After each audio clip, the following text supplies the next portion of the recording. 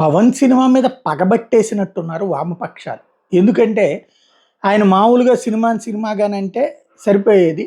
సనాతన ధర్మానికి సంబంధించినటువంటిది ఎంత కష్టాలు ఎదుర్కొన్నారు నాడు హిందువులు, ఇది ప్రస్తావించాము అని చెప్పినప్పటి నుంచి హిందూ అనే పేరు వినగానే సాధారణంగా మనలాంటోళ్ళకి సింధు జలాలు, హిందూ, సింధు ఈ పేర్లు గుర్తుకొస్తాయి. హిందుత్వ కాన్సెప్ట్ గుర్తుకొస్తుంది. కానీ కమ్యూనిస్టులకు మాత్రం వెంటనే చైనా గుర్తుకొస్తుంది, రష్యా గుర్తుకొస్తుంది.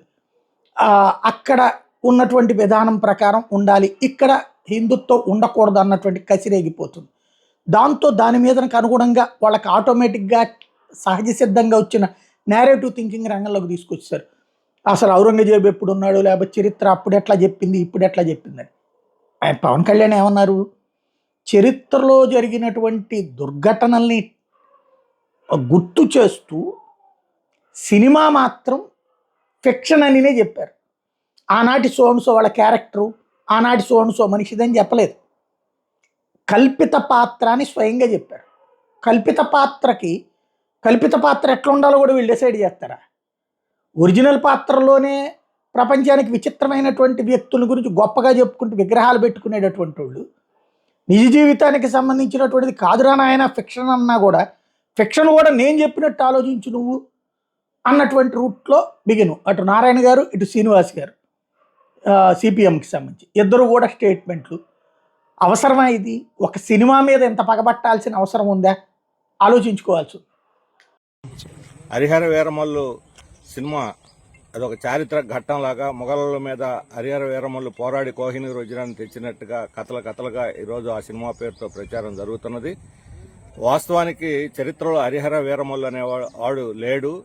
కేవలం మొఘలులు, కోహినూర్ వజ్రం ఈ రెండు వాస్తవాల మీద మిగతా అన్ని కూడా కల్పిత కథలు పెట్టి ఆ పేరుతో ముస్లిం వ్యతిరేక ద్వేషాన్ని పెంచేదానికోసం ఈ సినిమా ఉన్నట్టుగా ఆ ప్రచారాన్ని బట్టి వస్తున్నటువంటి ప్రేక్షకుల అభిప్రాయాలను బట్టి తెలుస్తా ఉన్నది.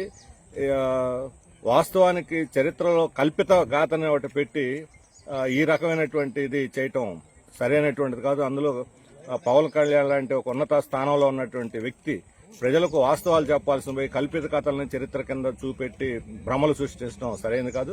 అందుకని సినిమాలో, బయట పోస్టర్లో, ప్రచారంలో అన్నింటిలో కూడా ఇది చరిత్ర కాదు కల్పితం అనే ప్రచారం కూడా దీంతో పాటు వేయాలని చెప్పి సిపిఎం డిమాండ్ చేస్తున్నది.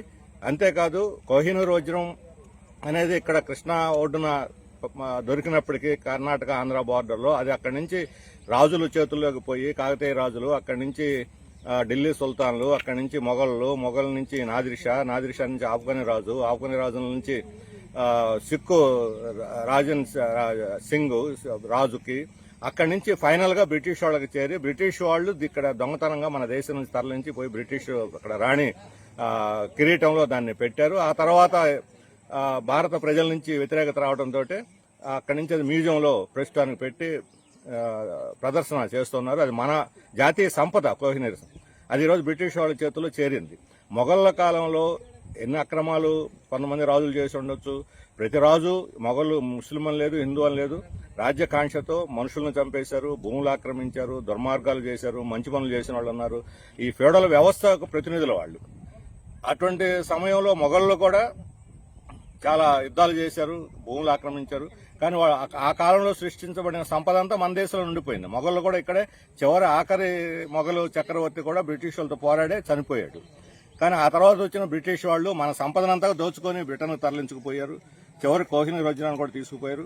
ఆ వాస్తవాన్ని ప్రజలకు చెప్పకుండా ఈయన పలుకుబడి, పవన్ కళ్యాణ్ గారి పలుకుబడిని మోడీ దగ్గర ఉంది, కేంద్ర ప్రభుత్వం మీద ఉంది, హోమ్ మినిస్ట్రీలో ఉంది, దాన్ని ఉపయోగించి ఈరోజు కోహినూర్ వజ్రాన్ని భారతదేశానికి తిరిగి రప్పిస్తే, లండన్ నుంచి బ్రిటిష్ వాళ్ళ చేతుల నుంచి విముక్తి చేసి మన దేశానికి రప్పిస్తే భారత ప్రతిష్ట ఇనుమడింపజేసిన వాళ్ళు అవుతారు. నిజమైన దేశభక్తి పరులు ఎవరైనా సరే ఆ వజ్రాన్ని వెనక్కి తీసుకురావడం ప్రయత్నం చేయాలి. ఆ వాస్తవం చెప్పకుండా మన దేశాన్ని దోచుకు తిన్నటువంటి బ్రిటిష్ వాళ్ళ ప్రస్తావన లేకుండా ఈ దేశానికి శత్రువులు ఎవరంటే ముస్లింలు, హిందూ ముస్లింల మధ్య వైషమ్యాలను పెంచేదానికోసం జరిగే ఏ ప్రయత్నాన్ని సరే ప్రజలు అనుమతించరు, స్వాగతించరు. అందులో ఆంధ్రప్రదేశ్ మత సామరస్యానికి పెట్టిన పేరు. ఇక్కడ ఆర్ఎస్ఎస్ మతం పుచ్చుకున్న పవన్ కళ్యాణ్ ఈరోజు 5 ఏళ్ల క్రితం సినిమా ప్రారంభించినప్పుడు కథ వేరు, మధ్యలో మొత్తం దాని డైరెక్షనే మారిపోయింది. ఈరోజు ఆర్ఎస్ఎస్ ప్రయోజనాలకు అనుగుణంగా దీన్ని తిరిగి పునర్నిర్మించి ప్రజల్లో ద్వేషాన్ని పెంచడానికి దీన్ని తీసుకుంటున్నారు. అందుకని దీన్ని మేము పూర్తిగా ఇది చరిత్ర కాదు, ఇది కల్పితం, కల్పిత కథలు ఎన్నైనా తీసుకోవచ్చు. బాహుబలి లాంటి సినిమాలు వచ్చినాయి, ఇటువంటి ఎన్నో వస్తుంటాయి. డబ్బులు చేసుకోవడానికి వ్యాపారంగా ఏమైనా చేసుకోవచ్చు. సినిమా తీసే హక్కు వాళ్ళకు ఉంది. కానీ కల్పిత గాథని చరిత్రగా చెప్పి ప్రజల్ని తప్పుదారి పట్టించే హక్కు మాత్రం ఎవరికి లేదు. అందుకని ప్రతి ప్రచారంలో, ప్రతి అడ్వర్టైజ్మెంట్లో కూడా ఇది చరిత్ర కాదు, కల్పిత కథ అనేది వెయ్యాలని చెప్పి మేము డిమాండ్ చేస్తున్నాం.